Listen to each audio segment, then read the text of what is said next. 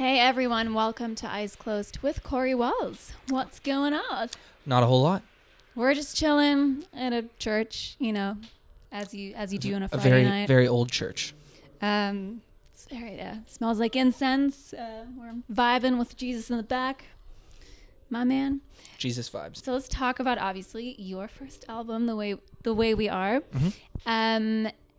They say that you have your whole life to write your first album.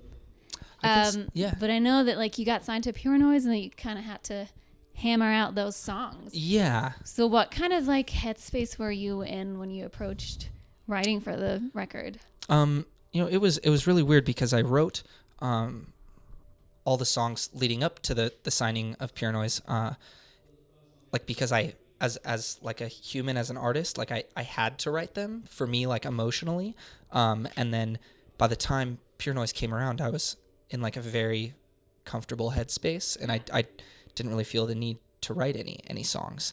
And then so it was I don't know, it was very strange to have to try to almost force things out, but not necessarily, because there was things that I wanted to write songs about that I hadn't, but I'd always written music when it was I felt inspired in that moment to do it, and it was a moment where it's I need to pick up my guitar and do this now.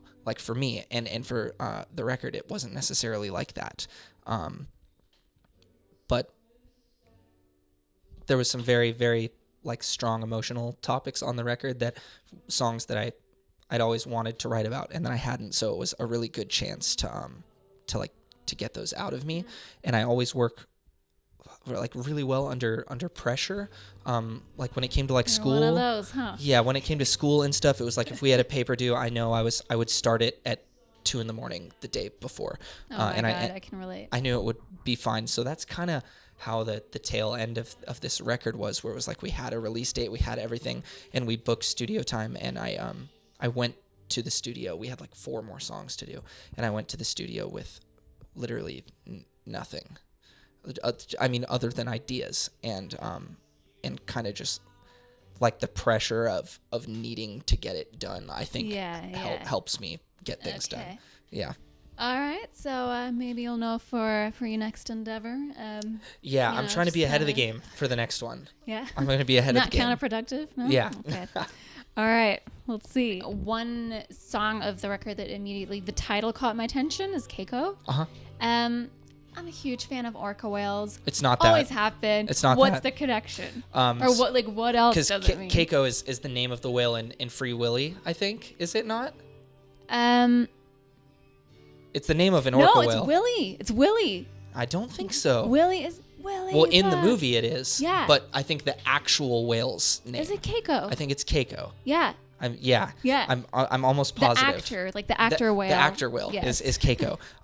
But it's actually, so that's actually the only song on the record that is not written from personal experience. Mm-hmm. All the songs have been pulled from moments in my life, and that one is the only one that's not.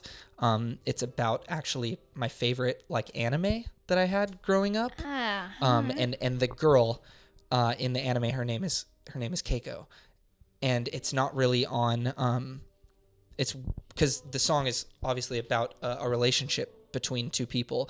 And it's actually, the song is written from 2 perspectives. The verses are the main character, whose name is Yusuke. I kind of wrote it as him talking to her. And then the choruses are her response and how she feels about everything. That's so awesome. The song is from 2 different perspectives. And it wasn't really on the, their relationship was never on the forefront of the TV show is not about their relationship, but it was always this thing that was kind of happening in the background.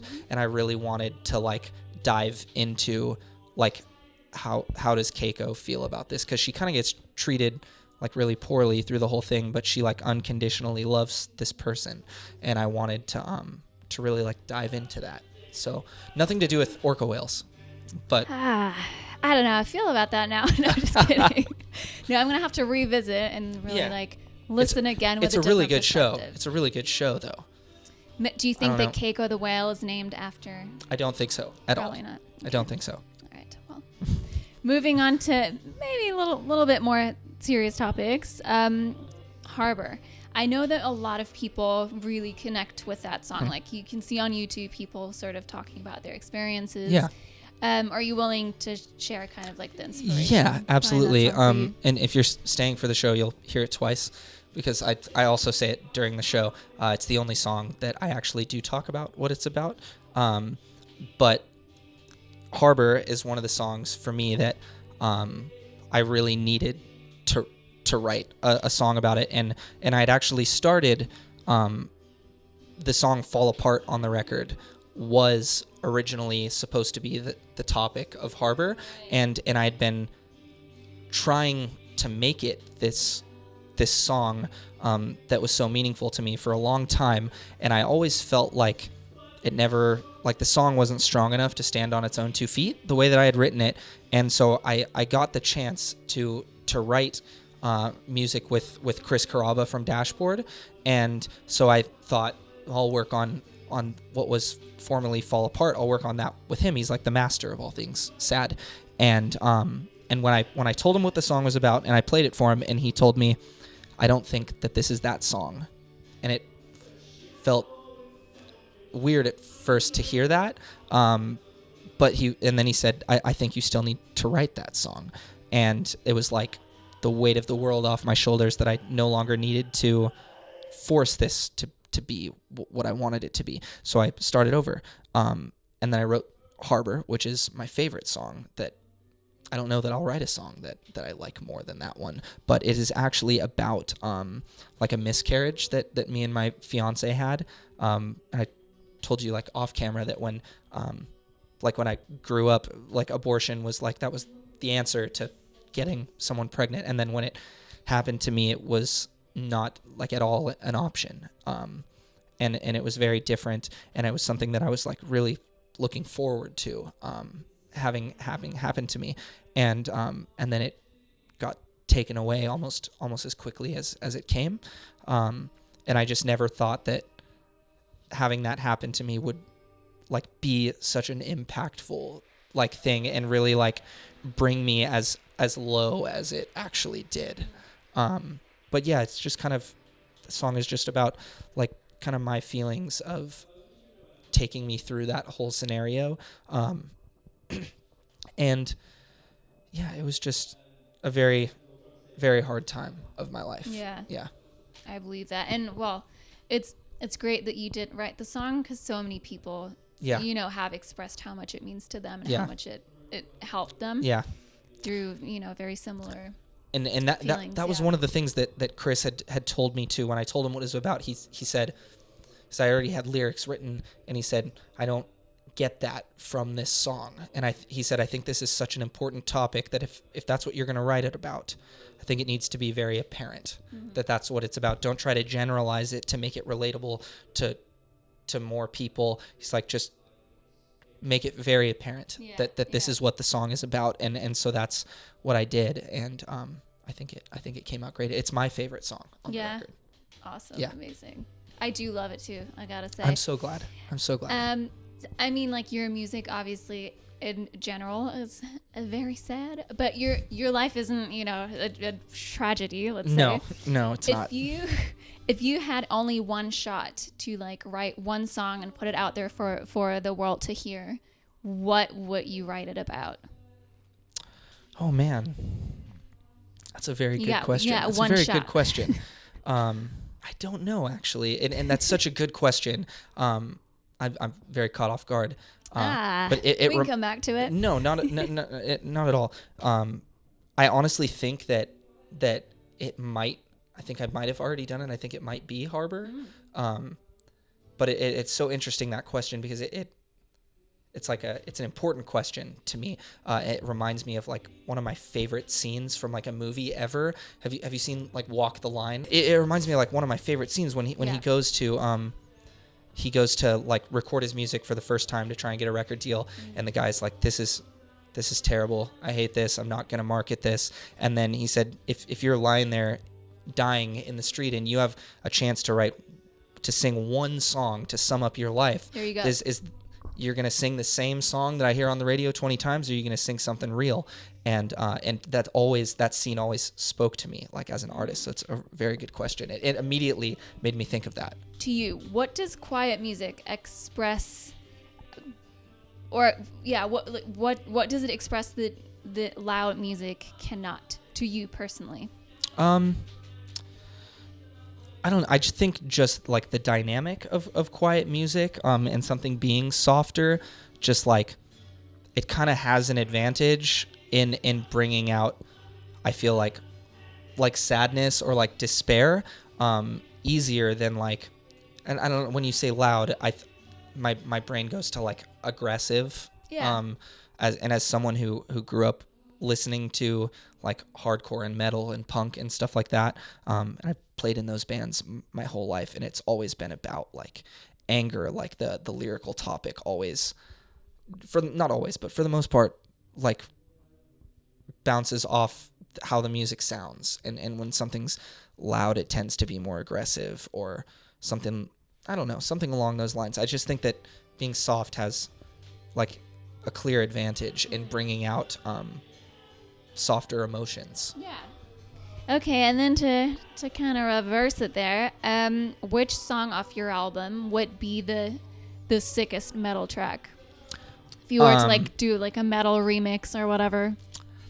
Man, I don't know if any of them would be very good.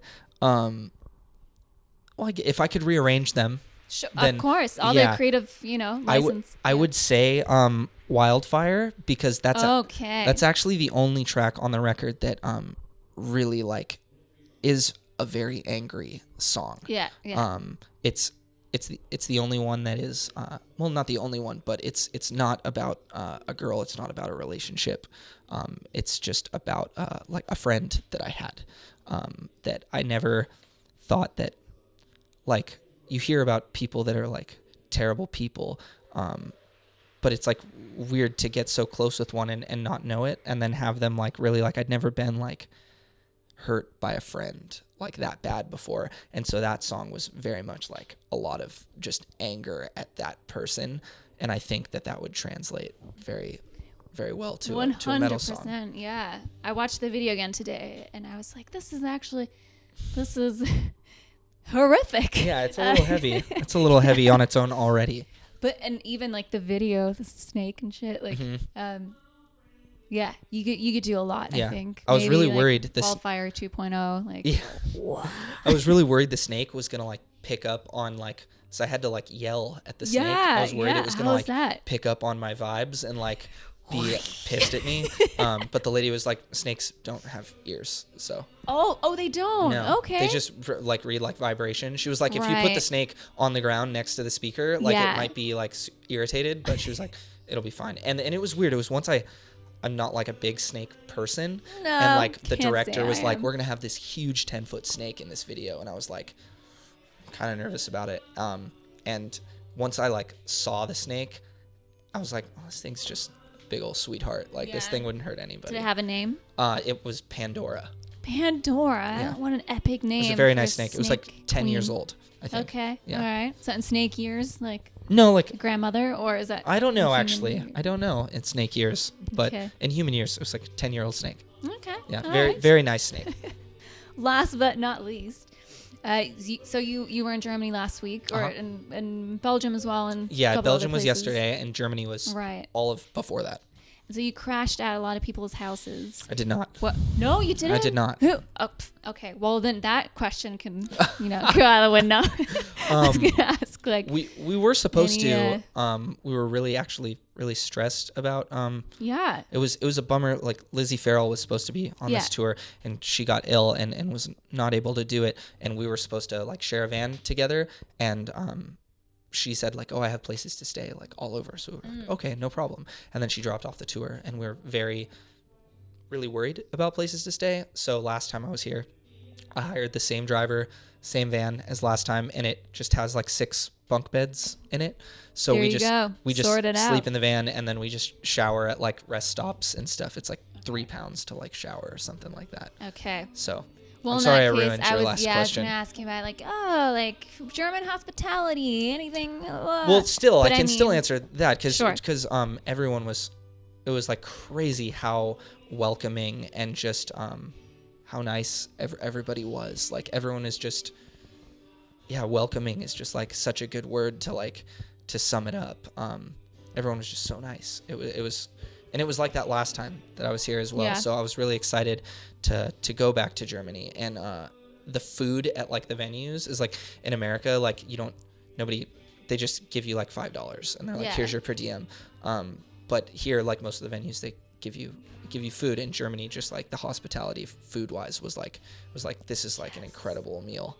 Yeah. I'm very excited to hear that. It's not the first time I'm hearing that. So hopefully that will lure you back in to come over. Absolutely. Any plans to be coming back to the continent? Yes. I don't know anything really more than that. I think sometime at the end of this year. Okay. And we want to do it with like the whole band. Yeah. Would be lovely to come back with. But I don't know a time frame other than like roughly the end of the year, but it is a plan. Okay, well, you have an awesome show tonight in London. Thank you so much. And thanks for hanging out. Of course, thank you for having me. Goodbye.